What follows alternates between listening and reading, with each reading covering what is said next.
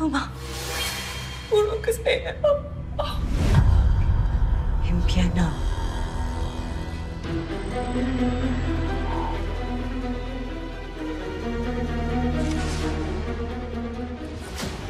Saudari Nur Syasha, anda nampaknya masih belum faham.